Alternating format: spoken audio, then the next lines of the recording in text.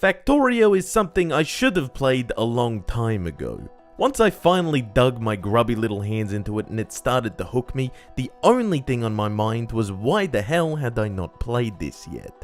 In essence, Factorio is a game about automation. After crash landing on an alien planet with mineral resources scattered all over its surface for some reason, you're tasked with building a giant factory to build a ship to get off it, all the while playing nice with the planet's cuddly inhabitants. The game really ignites that primal instinct to say screw nature and perform mass ecocide in the name of science and progress. When I started to get into the game, it was giving me some serious Tekkit Classic vibes, and believe me, that's a good thing. Factorio made its way out of early access in mid-August, and with an incredible 98% positive review score on Steam, plenty of people will agree with me when I say that there's a lot to like about it. As mentioned, Factorio is really all about automation. The idea is to build a factory or factories, mine minerals, and set up supply lines across the map to help you produce resources that will let you produce one thing that'll let you produce something else, and you'll do that until it's 4 in the morning and you've forgotten what day it is. It's an interesting mix of sandbox, settlement management, tower defense, and real-time strategy, as you're pit against giant bug enemies straight out of Starship Troopers that are strewn around the map, which over time will get stronger and take up new nesting grounds that just so happen to be inside that giant cloud of pollution that your factory is spewing out. Research is a very important part of the game as it allows you to unlock new machines, upgrades, weapons, and components, and is a great indication of the game's main idea. It's done by putting craftable research packs into labs which can be crafted by hand and placed in manually, but that's the dumb way to do it. What you should have is mines digging up ore that feeds into furnaces, to smelt them into plates that are fed into automatic crafting stations that make components to go into other crafting stations to make more components, that then go into a final crafting station to make the research pack, which is then conveyed over to the lab to process. Do you see what the game's about now? There's a very satisfying sense of progression as you watch your factory grow from a few conveyor belts to a research pumping machine, and with research your systems will get and will need to be more complex over time. I was a little worried that it'd be a little hard to get into the game, but I got the hang of it pretty quickly. Guess I just have a gigantic brain. But I know there are some of you looking at my factory setup being physically sick at how grossly inefficient it probably is, and my intelligent facade has disappeared to reveal the absolute brainlet that I truly am. I guess it's one of those games that's easy to pick up and hard to master, though I don't know if master is really the right word for it. There's really no way you have to do anything. Hell, if you really like playing Minecraft, you could just mine all your ores manually, but that'd make you even more of a brainlet than I am.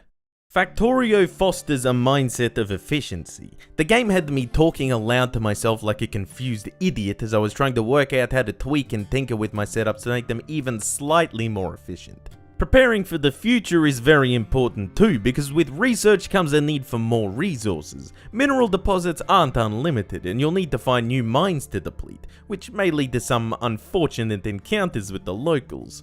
New resource deposits will often be far away from where you have the bulk of your machine set up, forcing you to create supply lines to transport it over to where it can be used, with intuitive and incredibly useful trains to help you do it. Call me the fat controller, cause damn I love these trains. And it's not only your automation the game will encourage you to make more efficient. To begin with, I was cutting my way through forests by hand, but then I eventually researched a flamethrower to make the task much quicker. But even that wasn't quite efficient enough, so with enough experimentation, I found out that shotgunning my way through pesky trees blocking my railroads was an excellent solution. Nothing quite says human achievement than clear-cutting a forest with a semi-automatic weapon. Though the name of the game is automation, you won't just be sitting there not doing much. There's always something to be done, whether that's setting up new lines of automation, putting down train tracks for supply lines, or simply expanding your resource gathering. Despite a big part of the game being about automation, there's still plenty of work to do. Normally, I very much dislike having timers on crafting in video games because it's often implemented as an unnecessary time waster, but in Factorio it makes sense. Having to craft stuff manually is tedious and inefficient. Plus, if it was instant, what would be the point in needing all of those machines? Factorio does, however, have the sense to let us automatically queue up everything needed to craft something if we have all of the base materials for it, to prevent a huge amount of needless tedium. Nintendo, take notes. As mentioned earlier, a big part of the game is vying for control of the map with the numerous alien bugs that inhabit it, and should the pollution from your factory spread over their nesting grounds, they'll send invasion forces to try and wreck your shit. Your enemies have an evolution factor which will slowly tick up over time and allow for different and more powerful enemies to show up. Eventually it was no longer a simple bug extermination mission as more and more of them pop up on the map, and it brings a very interesting dynamic to the game. What it does is create a sense of urgency. Your research has to get better along with your enemies getting stronger, and becomes very interesting when you mix it with the need to be a little more considered and thorough when setting up your production lines. It gives you that headache, the good kind of headache. You know the one I mean, right? I personally prefer the bring a fight to the enemy solution and like to go out and clean up any nearby nests before they became a problem, but found that after a while that became much more difficult to do. It was never anything a little bit of blitzkrieg tactics couldn't solve though. The combat itself isn't too bad. I initially thought it'd be a little stale as most weapons don't actually need to be aimed, you just need to press or hold spacebar and you'll aim automatically, though you can choose your specific target by aiming with the cursor. Fights often ended up being a bit of a frenzy, particularly when you assault an enemy nest as they spill out with more and more bugs, and actually gets rather complex and fun, especially when you get some new toys to play with, though largely it still plays second fiddle to the automation and building parts of the game. Plus, if you're not so keen on doing much fighting yourself, you can always just put down a load of turrets or follower robots and automate the combat as well.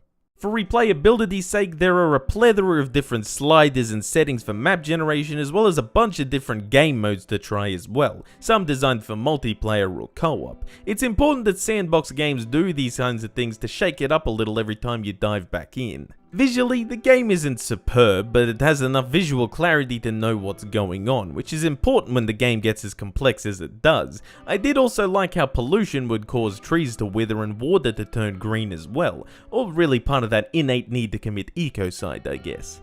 The looks of the UI are nothing to rave about either, but the interface is very functional. The map screen in particular is great, and being able to toggle things like pollution and turret coverage on and off are very handy features. My only real complaint with the UI is that you're unable to split stacks in your inventory without them just being the max stack amount, which was a minor inconvenience for things like splitting ammo between defense turrets and such. Otherwise, there's very little I can do to badmouth the game.